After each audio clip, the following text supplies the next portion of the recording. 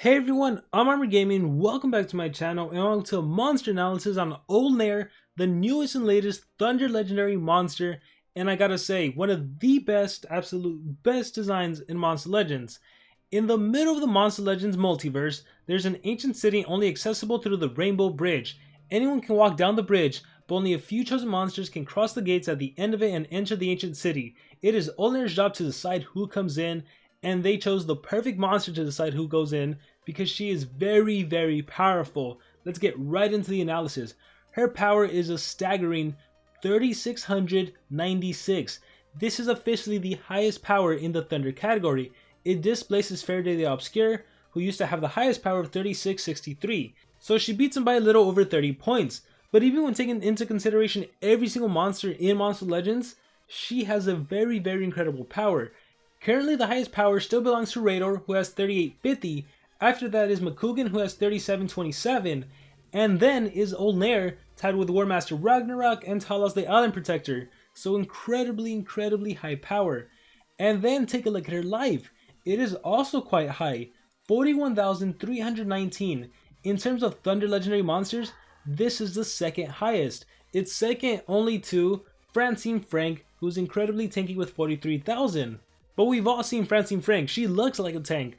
Olnir, on the other hand, doesn't look anything like a tank, but has an extremely high life. So it's also one of the highest in the whole entire game. And then her speed is nothing to laugh at, 3465. This used to be the fast go-to deny speed. Now in the Thunder category, there's plenty of monsters that have a higher base speed, but that doesn't really matter because this monster, she has a good enough base speed, she has a fantastic life and a fantastic power. And then to make things even better, her trait is hardened, and she has a status caster area torture immunity, so your monsters aren't going to be able to get hit with any DOTs. And considering DOTs are sort of dominating the game right now, there's Sunburn, there's Quicksand, there's just so many DOTs currently in the game, it is actually a very, very helpful trait. And it's great that it's not just to herself, but it's to her whole entire team. As for the books, I'm not entirely sure. I believe it is in the game, but we'll skip that for now. For her slots, she can hold the Sword Relic and the Essence Relic. And obviously this makes her an even more menacing monster. With the Sword Relic, you have so much to choose from. If you're fortunate to have some of the Diamond Relics, you can do the Jakugan Sword, Solaris' Sword. If you happen to partner up with some sort of teammate that can apply Nightmares, you can even do Nishan's Sword. But if you don't have any of those, and maybe you have some of the other swords, well, maybe you can drain enemy stamina, maybe you can give yourself a shield if you have one of the golden swords. So it all depends on what you have. What makes her a little more menacing is the fact that she can hold the Essence Relic. Because with the Essence Relic, you can either heal life for your whole entire team, or if you're fortunate enough to have Uriel's Essence, when Olnir dies, she can come back from the grave, and thus showing how much of a menace she can be. So she has a high power, she's incredibly tanky, she has a good speed, a good trait, and if she dies, she can potentially come back from the dead. She is already, I'm liking her a lot. And now we need to talk about her actual skills. So let's see. Her ultimate attack, Freya's Warcry, removes all negative side effects, gives 100% life and stamina to itself, applies damage boost to itself, and deals heavy thunder damage to all enemies, and that is the last thing it does. So, the first thing you do is you remove all negative effects. Everything. All negative effects. So, if you had some sort of minus, like, if let's say you had Sunburn, you had Blind, you had Total Blind, you had Daze, whatever, your accuracy was reduced, you had all of these DLTs, you had total damage reduction, you wipe all of those negative effects, you get a complete restore, 100% of your life is back, 100% of your stamina is back, you give yourself a damage boost, so 50% more damage, and then you AoE Thunder base attack everyone. So thanks to the damage boost, that is a 90 damage AoE to all of the enemy monsters, already on your high power, no negative effects, so your attack is not going to miss. This is a guaranteed 90 damage Thunder based AoE, and considering you're going to have Strength Runes, again, your high power, you have the Sword Relic on you. This is a fantastic ultimate attack for Olnir. Fantastic, absolutely fantastic. Moving on to skills group 1, we have Berserker's Rage, 40 damage spammable attack, the End of the Giants. This skill you might want to consider running. This deals moderate thunder damage to enemies, and it applies shock to all of the enemy monsters. Shock reduces the enemy's HP by 5% for the next 3 turns, but it also stops extra turn skills, which is useful against the likes of Zyla and Voltic, who are in her own category, right? So AoE Shock. And then we also have the Feast of the Warriors, which applies a 50% life shield and damage mirror, which I don't personally think you need. This monster is going to be attacking. You don't need her to be attacked. So from skills group 1, the AoE shock is what could potentially come in handy. And this will make more sense when we talk about skills group 2, Thunderlance. A spammable shock skill, Friar's Light. This is an AoE sunburn, a special based AoE sunburn. This is quite powerful. 40 damage AoE to all of the enemy monsters, 27 stamina cost, 2 turn cooldown. Sunburn will reduce enemy HP and accuracy by 15% for the next 3 turns. Very, very powerful. But then take a look at Mark of Thor. Apply Shock Hater to itself, gives 1 extra turn to itself. Shock Hater will make you have triple damage against monsters that have the shock negative effect. So, if you're able to do End of Giants on turn 1, shock all of the enemy monsters. On turn 2, you can do Mark of Thor, and now you're dealing triple damage. You give yourself an immediate extra turn, which means you can do Friar's Light, which is now going to be 120 damage because you're dealing 200% more damage. So you're dealing triple damage against all the enemy monsters that you already hit with the End of Giants. Now this is of course assuming that the shock lands, but how crazy is that? Just this, it's a 2-turn combo because this is an immediate extra turn. So just absolutely powerful, powerful monster. And again, taking into consideration the fact that she can hold the essence, a sword relic, the fact that her power is 3696. This is very crazy in terms of damage output. She is so menacing. Now again, if you were facing her on defense, keep in mind, because she has the area torture immunity, you wouldn't be able to land shock against her or her own team. So that is one thing, one little caveat if you're facing her. But if you're facing a Voltic or a Zyla, hopefully you can land the shock and then you can deal some serious damage. But if not, maybe you can even just do Friar's Light and maybe the Sunburn if it lands. Like, there's just so many possibilities with this monster. And we're not even done. Now we got to move into skills group 3. And skills group 3 is where it gets very interesting and where it's hard for me to recommend an actual skill set, which I guess it's a good thing we can exchange skills for gold, because it's going to be very situational with this monster.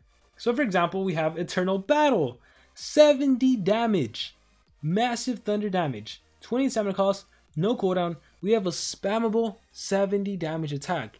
If you happen to shock an enemy monster, then do Mark of Thor, and then do Eternal Battle, that is 210 damage to a single enemy monster.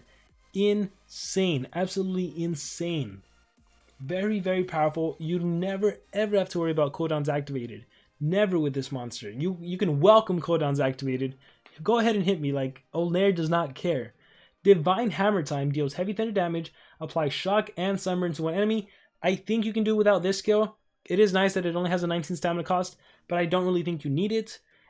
And then the last skill, Back from Valhalla, removes positive effects from itself, resurrects one ally with 100% life, but you kill yourself. So she is a martyr. She gives herself up to resurrect an ally, to bring back the ally from the dead. A revival skill on a thunder monster. That is very, very interesting. I think she might be the first thunder monster with a revival. I would have to look through all of the legendary thunder monsters, but no one else who's a thunder monster comes to mind that can revive.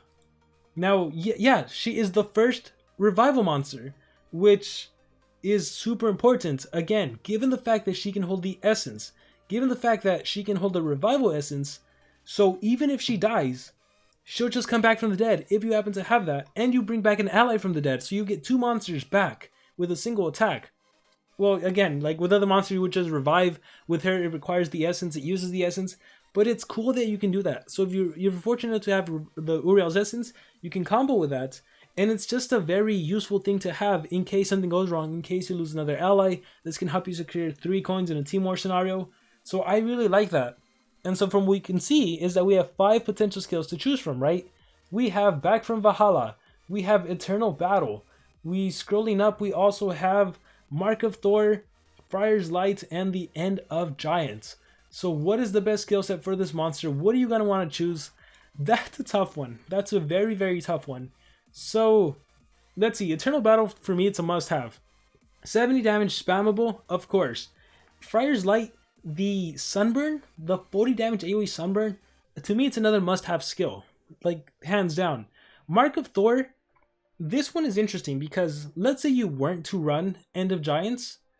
Well, it's still an extra turn skill, and extra turn skills are still valuable, so there's still merit to running this skill. Like, even if you weren't running End of Giants. And if anything, it shuts down, it minuses the cooldown of Light by 1. So if you start the game off with Light, on the next turn you can do Mark of Thor, and then on the next turn you'd be able to use Light again. So you could do that potentially. And of course the main combo is End of Giants, then Mark of Thor. But then you don't necessarily always have to rely on doing End of Giants, Mark of Thor, because sometimes you might be able to OTK with Eternal Battle.